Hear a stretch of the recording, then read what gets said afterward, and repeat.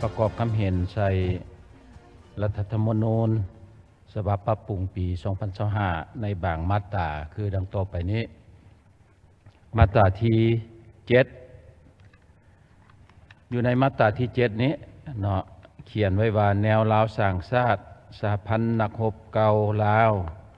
สหพันธ์กรรมบาลลาวสหพันธ์แม่หญิงลาวคณะชาวนมประชาชนปฏิวัติลาวและบรรดาองค์การจัดตั้งสังคมเป็นบอนศึกษาอบรมอยู่บอนเขียนคำว่าเป็นบอนศึกษาอบรมนี้ข้าพเจ้าอยากเสนอพิจารณาให้เปลี่ยนเป็นว่าเป็นองค์การจัดตั้งที่ให้การศึกษาอบรมและก็ต่อไปเนาะและอยู่ในมาตราเดียวกันนี้อยู่วรรคสุดท้ายเนาะเขียนไว้ว่ามีสิทธิหน้าที่ติดตามกวดกาการเคลื่อนไหวของสภาแห่งชาติสภาประชาชนท้องถิ่นและสมาชิกของสภาดังกล่าวโดยผ่านคำเสนอของประชาชนอยู่ในจุดนี้ข้าพเจ้าอยากเสนอว่าตื่มใส่นอกจากว่าโดยผ่านคำเสนออยากเพิ่มตื่มใส่ว่าและการส่องแสงที่สมเหตุสมผลของประชาชนเพราะว่าบางครั้งคราวประชาชนอาจจะบ่ได้เสนอแต่ว่าอาจจะมีการส่องแสงเนาะที่ว่าสมเหตุสมผลเราก็ควรพิจารณาเนาะอันนั้นเป็นจุดที่หนึ่งจุดที่สองแม่นอยู่ในมาตราที่14มาตรานี้เนาะเขียนไว้จนฮอดบรรดาประกอบส่วนเข้าในโบแมนอยู่ในแถวที่สองเนาะการบริการการนำใช้วิทยาศาสตร์เทคโนโลยีนวัตกรรมและก็ต่อไปก่อนคำว่าการนำใช้วิทยาศาสตร์เทคโนโลยีนี้ข้าพเจ้าเสนอพิจารณาตื่มคำว่าพัฒนาเพราะว่าเราจะบ่จำเป็นต้องนำใช้อย่างเดียวเนาะเราควรจะมีการพัฒนาฉะนั้นเสนอตื่มว่าการพัฒนาและนำใช้เนาะอันนั้นแม่นจุดที่สองที่ข้าพเจ้าอยากเสนอแม่นคือแนวนั้นจุดที่สามแม่นอยู่ในมาตราที่36พลเมืองลาวโดยบ่จำกัดหรือว่าบ่จำแนกเพศหญิงเพศชายฐานะสังคมและต่อไป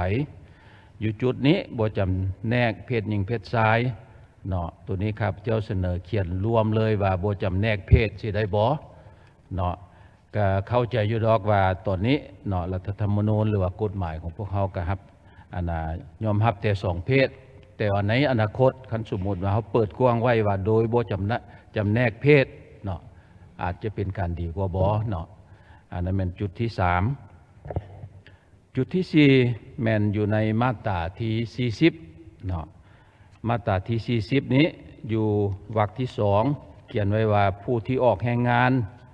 มีสิทธิ์ได้รับการพักผ่อนการปิ้นปัวเวลาเจ็บเป็นแล้วก็ต่อไปอยู่ในที่นี้โดยเฉพาะแม่นมีสิทธิ์ในการปิ้นปัวเวลาเจ็บเป็นนี่ครับเจ้าอยากเสนอให้พิจารณาเขียนบ่เฉพาะแต่ผู้ออกแรงงานอาจจะเป็นพลเมืองที่อาศัยอยู่ในสปป.ลาวทุกคนก็แม่นมีสิทธิ์ได้รับการปิ้นปัวในเวลาเจ็บเป็นสิเดียวกัน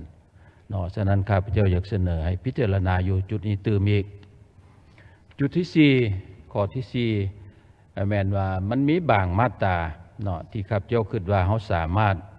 โฮมเข้าเป็นมาตราเดียวได้เนาะตัวอย่างเช่นอยู่ในนี้เนาะอาจจะโฮมอยู่ในมาตราที่38 39 41แล้วก็มาตราอื่นๆที่เห็นว่ามีความเหมาะสมเนาะเพื่อเฮ็ดให้มันกระทัดรัดสั้นเข้ากว่าเก่าเนาะอันนี้ก็อยากเสนอให้พิจารณาคือแนวนั้นและ